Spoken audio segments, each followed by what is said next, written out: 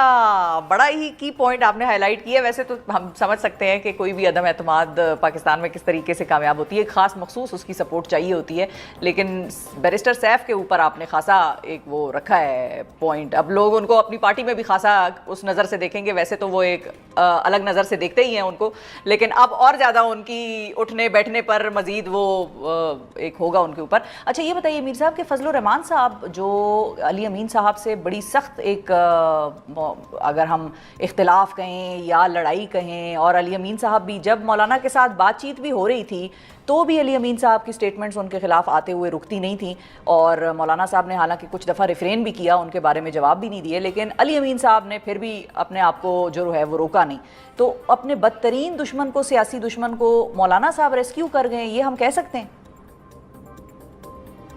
नहीं, ये हम बिल्कुल भी नहीं कह सकते। मौलाना साहब जो हैं उनका ये ख्याल है कि अली मीन गंडापुर साहब जो हैं, अगर उनको तहरीक अदम एतमाद के ज़रिए चीफ मिनिस्टरशिप से हटाया गया तो वो एक सियासी शहीद बन जाएंगे, वो मज़लूम बन जाएंगे। तो इस वक्त उनका ये ख्याल है कि अली मीन गंडापुर साहब जो हैं वो न सिर्फ ये कि सूबे में बड़े अनपॉपुलर हैं, बल्कि within the ranks of Pakistan Tehreek Insaf वो बहुत ज़्यादा अनपॉपुलर हैं, वोटर भी उनसे खुश नहीं है। और ये उनके ख्याल में एक सुनहरी मौका है कि अगर इनको कंटिन्यू करवाया जाए अली मीन गंडापुर साहब को, और एक ऐसे मौके पर कंटिन्यू करवाया जाए जबकि जो इमरान खान साहब के बहुत से जो करीबी लोग हैं वो भी अली मीन गंडापुर से खुश नहीं हैं, तो उसके बावजूद अगर वो कंटिन्यू करते हैं तो इससे खैबर पख्तूनख्वा सूबे में तहरीक इंसाफ की अनपॉपुलरिटी में इजाफा होगा, और अली मीन गंडापुर साहब जो हैं उनके जो सियासी मुखालफीन हैं उनको फ़ायदा होगा। तो मौलाना फजलुर रहमान साहब की नज़र जो है वो अगले इलेक्शन पे है, और अगले इलेक्शन में कामयाबी के लिए वो समझते हैं कि बहुत ज़रूरी है कि Ali Amin Gandapur must continue as chief minister. बिल्कुल सही है। हालांकि इसी किस्म की बात मियां नवाज शरीफ साहब भी 2022 में किया करते थे मीर साहब, आपको याद होगा कि वो भी ये कहते थे कि इमरान खान की हुकूमत मत गिराओ, ये अपने वजन के तहत खुद अब गिर जाएंगे, ये अनपॉपुलर हो रहे हैं, इनको मजीद अनपॉपुलर होने दो। ये नवाज शरीफ साहब की राय नहीं थी, ये अच्छा। पीपल्स पार्टी की भी राय थी, ये बहुत से लोगों की राय थी। और क्योंकि आपको याद है ना कि जिस ज़माने में ये तहरीक अदम एतमाद का खेल शुरू हुआ था ये 2021 था, तो मेरे पर उन दिनों में पाबंदी थी। जी। मेरे पास काफ़ी फालतू टाइम होता था, तो मैं इस्लामाबाद में हर उस जगह पे पहुंच जाता था जहाँ पे अच्छा। कोई इस तरह की साजिश हो रही होती थी, और रात को लेट नाइट तक मैं उनके साथ बैठता था। तो ऐसी ही एक महफिल थी जिसमें कि शहबाज शरीफ साहब थे, बिलावल साहब थे, और इसके अलावा JUI के कुछ लोग थे। और मैं आपको ये भी बता देता हूँ कि उस वक्त शेख रुहेल असगर साहब जो हैं वो मुस्लिम लीग नून के MNA थे, तो उन्होंने एक खाने पे बुलाया हुआ था सबको, वहाँ पे उन्होंने मुझे भी बुला लिया। अच्छा। तो अब वो MNA नहीं है, तो वहाँ पर मैंने इन सब से पूछा था, ये मैंने खुद पूछा था शहबाज शरीफ साहब से, बिलावल साहब से, और गफूर हैदरी साहब थे वहाँ पे। मैंने इन तीनों से पूछा था कि आप इकट्ठे हैं सारे, और भी लोगों को आप ला रहे हैं, तो आप ये नहीं समझते कि अगर आप इमरान खान को तहरीक अदम एतमाद के ज़रिए हटाएंगे तो वो इस वक्त बहुत अनपॉपुलर है, तो वो एक हीरो बन जाएगा। तो इन सब का ये ख्याल था कि उन्होंने मुल्क तबाह कर दिया है, मुल्क बचाने के लिए इमरान खान को हटाना बड़ा ज़रूरी है। तो मैंने उनसे कहा कि देखें, बात यह है कि इतना तो मैं भी बेवकूफ़ नहीं हूँ, मुझे भी पता है कि जो जनरल बाजवा साहब हैं वो एक्सटेंशन लेना चाहते हैं, एक और एक्सटेंशन लेना चाहते हैं, तो इसके लिए वो थोड़ा प्रेशराइज़ कर रहे हैं इमरान खान को, तो इसके लिए वो आपको इस्तेमाल कर रहे हैं। तो अगर आप लोग इस्तेमाल हो रहे हैं तो आपको लगता है कि इमरान खान साहब जो हैं वो इस तरीके से जनरल बाजवा साहब को एक्सटेंशन देने के बाद वो आपकी बात सुनेंगे? तो ये आए बाएँ शाएँ कर रहे थे सारे। तो नवाज शरीफ साहब जो हैं वो उस वक्त लंदन में बैठे हुए थे, और उस वक्त शाहिद खाकान अब्बासी साहब बहुत आ जा रहे थे उनके पास। बाजवा साहब और नवाज शरीफ साहब के दरमियान शाहिद खाकान अब्बासी साहब ने काफ़ी पैगाम रसानी भी की। तो ये एक तासुर है कि जी नवाज शरीफ साहब जो हैं वो चाहते थे कि इमरान खान के ख़िलाफ़ तहरीक अदम एतमाद ना लाई जाए। जो तहरीक अदम एतमाद आई थी वो नवाज शरीफ साहब की कंसेंट से आई थी, उनकी मर्ज़ी से आई थी, और उसके बाद फिर जब तहरीक अदम एतमाद टेबल हो गई उसके बाद बाजवा साहब ने और जनरल फैज़ साहब ने कोशिश की कि ये वापस हो जाए, और ये सारे जो हैं इनको बुलाकर बाजवा साहब ने कहा इसको वापस करो। वहाँ पर जो बलूचिस्तान के कुछ रहनुमा थे वो डट गए थे। उसमें खालिद मक्सी साहब थे, उसमें अख्तर मैंगल साहब थे, और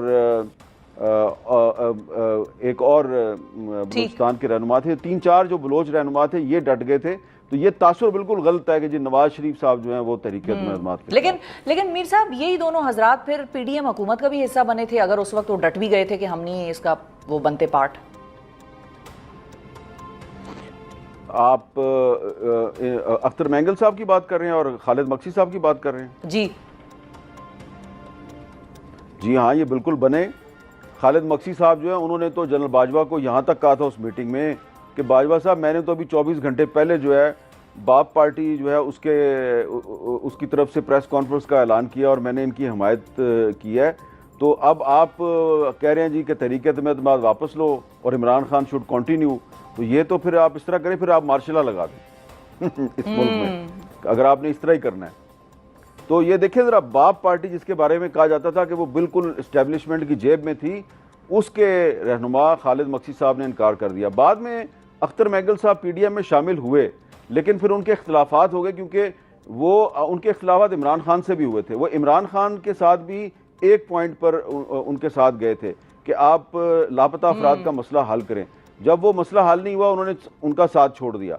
फिर पीडीएम की गवर्नमेंट में भी उनका यही फड्डा था, और अभी भी उन्होंने जो असेंबली से इस्तीफा दिया हुआ है उसके पीछे भी यही कहानी है। बिल्कुल तो सही है। इसलिए आप ये कह सकते हैं कि इमरान खान के खिलाफ तहरीक एतमाद में वो लोग इनके साथ थे, लेकिन अब तो वो इनके साथ नहीं। हाँ जी, अब इनके साथ नहीं। तारीख बस बड़ी बेरहम होती है, बहुत सारे लोगों को बेनकाब करती जाती है साथ साथ। अच्छा मीर साहब, ये बताएं आप कि पीपल्स पार्टी इस वक्त की क्या सिचुएशन है? कल हमारे प्रोग्राम में साहिबजादा हामिद रजा साहब थे, वो ये कह के गए हैं कि अब परेशान होने का वक्त वफाक का आ गया है और वफाक में भी कुर्सियाँ तब्दील हो सकती हैं, कोई और फ्रंट पे आके बैठ सकता है। तो नून लीग के लिए खासा परेशानी का वक्त है। और साथ ही खबर ये भी उड़ी हुई है कि पीपल्स पार्टी जो है वो बाकायदा तौर पर कैबिनेट में शायद शामिल होने की हवाले से बाज़गश्त भी चल रही है, बातचीत हो रही है, सोच विचार हो रहा है। आपकी इस हवाले से क्या इतलात हैं? पीपल्स पार्टी अभी कहाँ खड़ी है, क्या हो रहा है? वज़ीर आज़म शहबाज शरीफ साहब कोशिश कर रहे हैं काफ़ी अरसे से, पीपल्स पार्टी को कन्विंस करने की कोशिश कर रहे हैं कि आप फेडरल गवर्नमेंट का हिस्सा बन जाएं, क्योंकि अभी पीपल्स पार्टी जो है ना वो सिर्फ कॉन्स्टिट्यूशनल पोजीशंस लेके बैठी हुई है। प्रेसिडेंट ऑफ पाकिस्तान का ओहदा है और 2 सूबों की उनके पास गवर्नरशिप है, तो इन ओहदों पे वो बैठे हुए हैं।